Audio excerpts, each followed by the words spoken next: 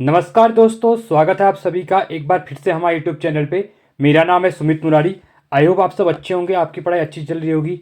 और इसी क्रम में हमारे जो एग्ज़ाम होने वाला है आबकारी का, आप सब ठीक है, तो उसकी डेट भी आ गई है। कब है आप सबको पता है डेट?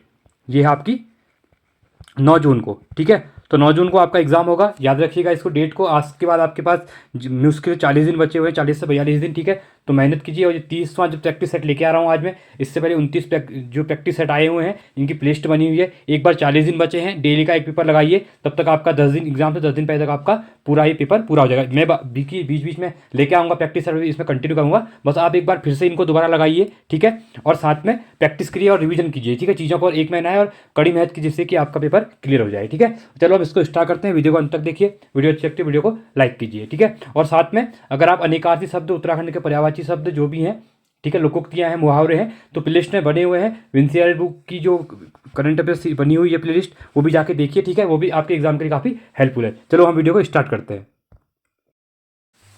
देखिए, पहले हम हिंदी क्वेश्चन करेंगे यहाँ पे, ठीक है। 20 क्वेश्चन हिंदी करेंगे।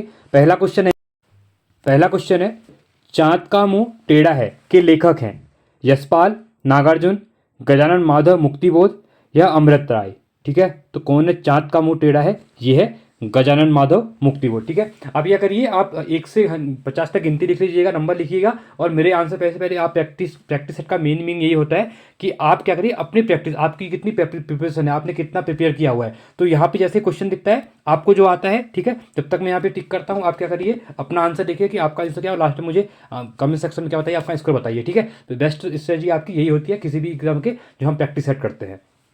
चलिए, सेकंड क्वेश्चन है निम्न में से कौन सही सुमिलित है? बधानी बोली, बन्हारपट्टी, राठी बोली, राठ क्षेत्र, ठीक है। अगला है आपका राठी बोली, ठीक है, राठी नहीं होगा ये आपका, ठीक है। तो राठी बोली, राठ क्षेत्र, ठीक है। अगला है रवाल्टी बोली, ये रवाई क्षेत्र, उत्तरकाशी, उपयुक्त सभी। तो कौन सा राइट है? देखिए, बधानी बोली बन्हारपट्टियाँ बोली जाती है, राठी बोली आपकी राठ क्षेत्र पौड़ियाँ बोली जाती है, और रवाल्टी बोली आपकी रवाई क्षेत्र उत्तरकाशी बोली जाती है। तो सभी ऑप्शन हमारे यहाँ पे क्या हो जाएंगे? राइट हो जाएंगे, ठीक है। तीसरा है नए पत्ते के रचनाकार हैं, ठीक है। जो नए पत्ते हैं उसके रचनाकार कौन है? सूर्यकांत त्रिपाठी निराला, मुक्तिबोध, सुमितानंदन पंच या फिर मंगरेश डबराल जी। तो कौन है? तो नए पत्ते के जो रचनाकार हैं वो हैं सूर्यकांत त्रिपाठी निराला जी हैं, ठीक है। चौथा क्वेश्चन है यहाँ पे, व्यंजन और स्वर के संयुक्त रूप को क्या कहते हैं? ठीक है, वर्ण कहते हैं, ध्वनि कहते हैं, अक्षर कहते हैं या फिर वाक्य कहते हैं। तो क्या कहा जाता है? व्यंजन और स्वर के संयुक्त रूप को आपका अक्षर बनता है, ठीक है, उसको अक्षर कहते हैं। संयुक्त रूप जो होता है व्यंजन और स्वर का। क्वेश्चन ये पूछ लेगा कि अक्षर किसको बनते हैं या अक्षर कैसे बनते हैं, तो व्यंजन और स्वरों के संयुक्त रूप जो बनता है उसको अक्षर कहते हैं, ठीक है। पांचवा है घर, पहाड़, नदी किस संज्ञा के भेद के अंतर्गत आएंगे? ठीक है, किस संज्ञा भेद के अंतर्गत आएंगे? कौन? घर हो गया, पहाड़ और नदी हो गया, ठीक है। द्रव्यवाचक संज्ञा, जातिवाचक, ठीक है, द्रव्यवाचक संज्ञा, जातिवाचक संज्ञा या फिर भाववाचक संज्ञा या फिर गुणवाचक संज्ञा। तो ये किसके अंदर आएंगे? तो ये आएंगे आपके, बहुत इंपॉर्टेंट क्वेश्चन है, ये आते हैं आपके जातिवाचक। क्या है? एक जाति है, ठीक है। यहाँ पे जो आपका घर है, ठीक है, पहाड़ है और नदी है, ये क्या है आपकी? ये जाति है, ठीक है। इसलिए क्या होगी आपकी? जातिवाचक संज्ञा होगी।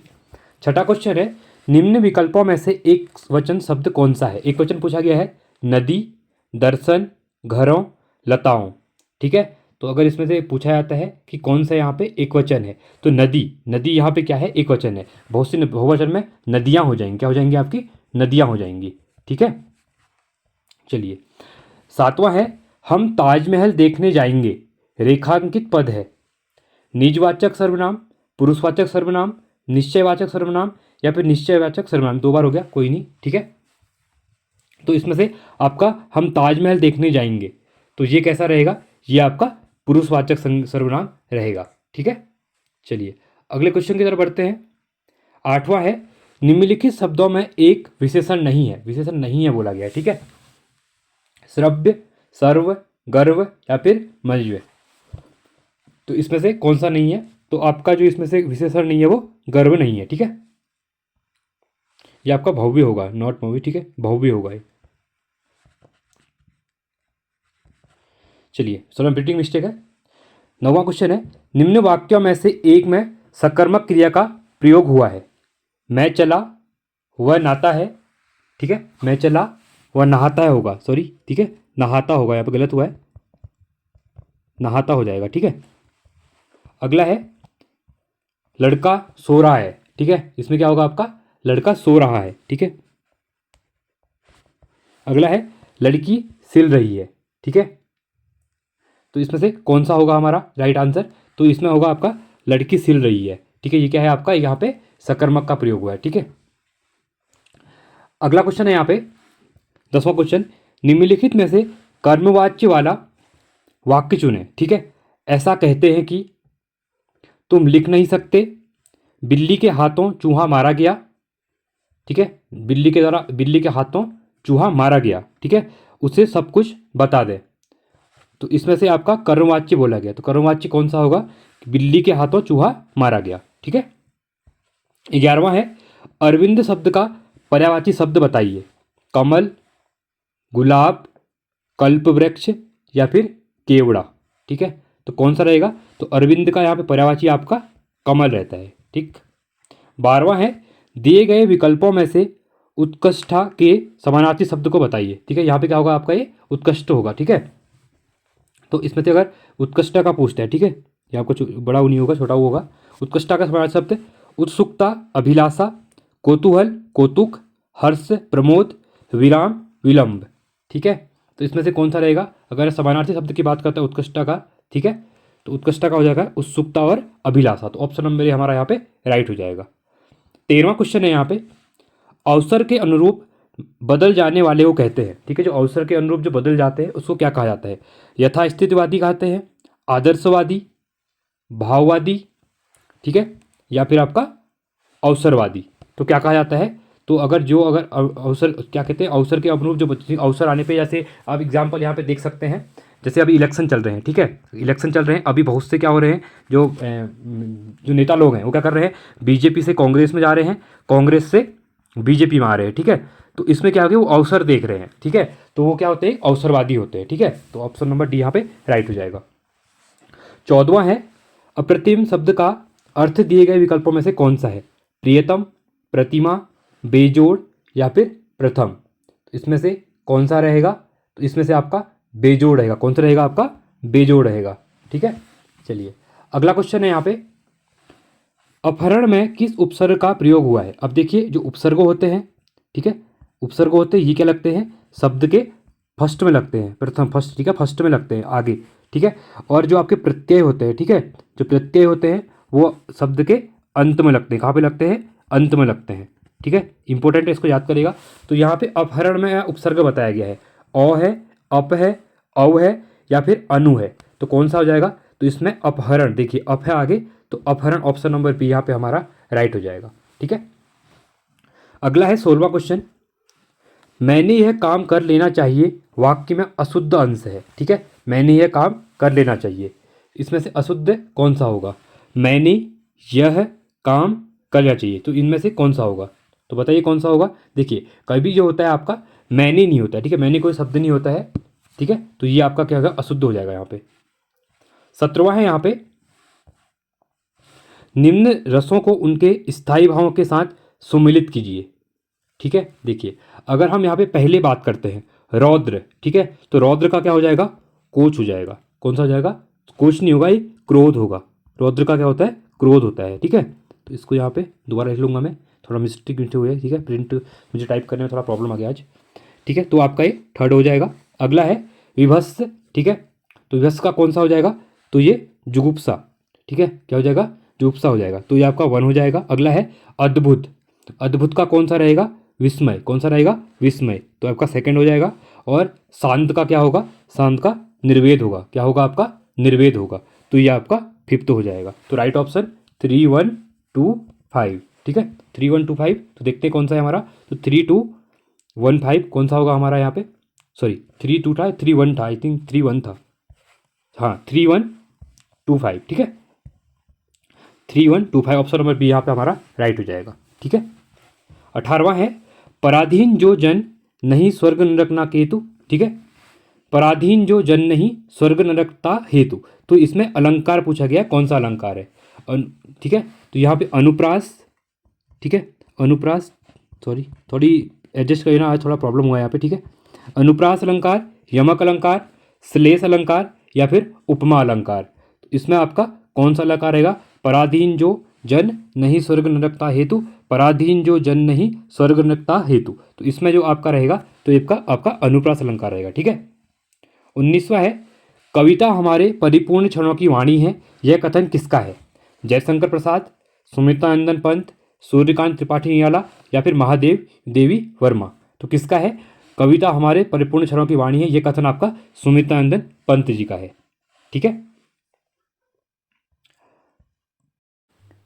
अगला क्वेश्चन है 17वां भारतीय प्रवासी भारतीय दिवस सम्मेलन किस साल में आयोजित किया गया? प्रवासी भारतीय दिवस कब मनाया जाता है? 9 जनवरी को। इंपॉर्टेंट है, क्यों मनाया जाता है? क्योंकि 9 जनवरी 1915 को गांधी जी क्या आए थे, वापस आए थे, कहाँ? इंडिया आए थे। कहाँ से? अफ्रीका से। तो उनके याद में हर 2 साल बाद यहाँ पे प्रवासी भारतीय दिवस सम्मेलन आयोजित किया जाता है। ठीक है। तो 17वां जो सम्मेलन था तो ये कहाँ पे हुआ है? तो ये हुआ है आपका इंदौर में हुआ है। ठीक है। इंदौर कहाँ पे? आपका MP में है। ठीक है। चलिए अगला है मिराकल्स ऑफ फेस योगा नामक पुस्तक को किसने लिखा है? मानसी गुलाटी, विमल जालान, राखी कपूर या फिर अमृता प्रीतम। तो किसके द्वारा लिखा गया? ये लिखा गया है मानसी गुलाटी के द्वारा। ठीक है। चलिए तीसरा है निम्न देशों में कौन सा एक विश्व में कहवा उत्पादक देश नहीं है? देखिए कहवा उत्पादक देश नहीं बोला गया है।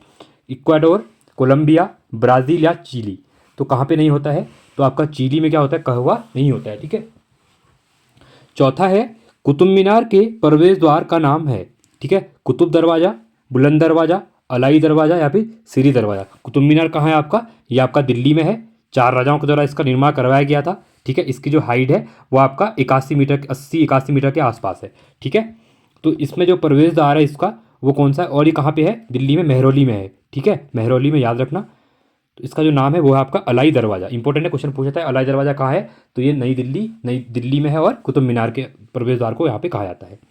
5वां है वह धार्मिक पुस्तक जिसमें कृषि कर्म की 8 विभिन्न अवस्थाओं का वर्णन मिलता है।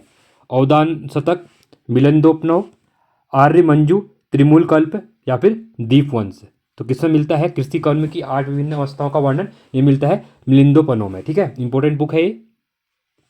छठा अगला है x का न्यूनतम मान ज्ञात कीजिए जिससे कि संख्या 9768x4 8 से विभाज्य हो। ठीक है। तो 8 अगर यहाँ पे 8 से विभाजक के नियम क्या है? ठीक है। तो ये क्वेश्चन को आप लोग कीजिए, नहीं तो मैं आगे बताऊंगा। ठीक है। ये क्वेश्चन नंबर 6वां क्वेश्चन है। ऑनलाइन सबको आया था क्योंकि 8 का अगर विभाजन का नियम आप देख लेंगे तो आपको पता चलेगा 8 से कौन कौन सी क्या कटती हैं। ठीक है। इस टाइप से तो मुझे इसका आंसर आप कमेंट सेक्शन में बताएंगे। चलिए अगला है 3 कठिया अनुबंध किस आंदोलन से संबंधित था? चंपारण सत्याग्रह, असहयोग आंदोलन, भारत छोड़ो आंदोलन या फिर नमक सत्याग्रह। तो 3 कठिया जो था, ठीक है, तो 3 कठिया का संबंध किससे है? तो ये है आपका चंपारण सत्याग्रह से। ठीक है। अगला है बौद्ध संघ में शामिल होने वाले व्यक्तियों को जिन नियमों का पालन करना पड़ता है वह किस पुस्तक में अंकित है? ठीक है। जो बौद्ध संघ में शामिल होने के लिए जो व्यक्ति जो सम्मिलित होना चाहते हैं तो उनको जिन नियमों को पालन करना पड़ता है, ठीक है, तो उसमें किस बुक में वो अंकित है? सुत्त पिटक में, विनय पिटक में, अभिधम्म पिटक में या फिर इनमें से कोई नहीं। ठीक है। तो आपकी जो विनय पिटक है, ठीक है, तो विनय पिटक में बौद्ध धर्म रिलेटेड जितनी भी चीज़ें यहाँ पे लिखी हुई हैं। ठीक है। 9वां है विजयनगर साम्राज्य की प्रसिद्ध नहर थी। देखिए जो विजयनगर साम्राज्य है ये हरिहरन बुक्का के द्वारा 1336 में इसका किया गया था। ठीक है। जो बनाया गया था। तो इसके बाद ये क्या था कि यहाँ पे हिंदू राजा थे। ठीक है। यहाँ पे हिंदू राजा थे, बहुत इंपॉर्टेंट है ये। और ये विजयनगर एम्पायर कहाँ है? अभी का जो आपका कर्नाटका है। कहाँ पे? कर्नाटका है। ठीक है। बहुत इंपॉर्टेंट है, इसको भी आप याद कर सकते हैं। तुंगभद्रा रिवर भी वहीं पे पड़ती है, उसके आसपास ही है। ठीक है। तो यहाँ पे जो बोला गया कि प्रसिद्ध नहर कौन सी थी? स्वेज नहर, हिरिया नहर, पनामा नहर, इनमें से कोई। देखिए स्वेज नहर होगी नहीं, पनामा नहर होगी नहीं, तो कौन सी हो सकती है इसमें से? तो इसमें से होगी आपकी हिरिया नहर होगी। ठीक है। क्योंकि जो पनामा नहर है वो किसको कनेक्ट करती है? जो पनामा करती है ये आपकी कहाँ पे पड़ती है? जो मैक्सिको है। ठीक है। ये क्या करता है? साउथ अमेरिका और नॉर्थ अमेरिका को कनेक्ट करता है। और स्वेज कैनाल ये आपको पता ही है, आपका लाल सागर को कहाँ पे? मेडिटेरियन सी से कनेक्ट करती है, जो कि एक रूट है कि इसके लिए जो कार्गो शिप वगैरह आती है। ठीक है। ये यूरोप को एशिया से कनेक्ट करता है स्वेज नहर। 10वां है, अगला है भारतीय संसद में एक तारांकित प्रश्न के लिए आवश्यक है लिखित उत्तर, मौखिक एवं लिखित उत्तर, मौखिक उत्तर या फिर उपयुक्त में से कोई नहीं। तो भारतीय संसद में एक तारांकित प्रश्न के लिए जो आवश्यक है तो वो क्या है? एक मौखिक उत्तर। ठीक है। क्या है? एक मौखिक उत्तर है। ठीक है। चलिए 11वां है संयुक्त राष्ट्र संघ का महासचिव नियुक्त किया गया है जाता है सुरक्षा परिषद द्वारा, ठीक है, सिक्योरिटी काउंसिल है उसके द्वारा, या फिर महासभा की सिफारिश पर सुरक्षा परिषद द्वारा, महासभा द्वारा, या सुरक्षा परिषद की सिफारिशों पर महासभा द्वारा। बहुत इंपॉर्टेंट क्वेश्चन है, ऐसे क्वेश्चन रिसेंट में बन रहे हैं अभी, तो ये क्वेश्चन इंपॉर्टेंट हो सकता है। ठीक है, जो संयुक्त राष्ट्र यूनाइटेड नेशन है हमारा, उसमें जो महासचिव की नियुक्ति के लिए क्या होता है, सुरक्षा परिषद की सिफारिश पर महासभा द्वारा क्या है, उसको नियुक्त किया जाता है। 12वां है, मैं मुसलमानों का गोखले बनना चाहता हूँ, यह किसने कहा था?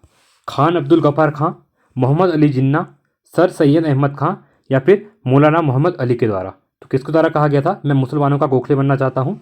ठीक है, ये मोहम्मद अली जिन्ना ने कहा था। देखिए, जैसे कहा जाता है कि जो गोपाल कृष्ण गोखले जी थे वो कौन थे, वो आप गांधी जी के पॉलिटिकल गुरु थे। कौन थे? गांधी जी के पॉलिटिकल गुरु थे। ठीक है, तो उसी के अकॉर्डिंग यहाँ पे मोहम्मद अली जिन्ना के द्वारा भी कहा गया कि मैं मुसलमानों का क्या, गोखले बनना चाहता हूँ। ठीक है, अगला है यहाँ पे, देखिए 13वां, सीमांत घाटी के रूप में किसे जाना जाता है?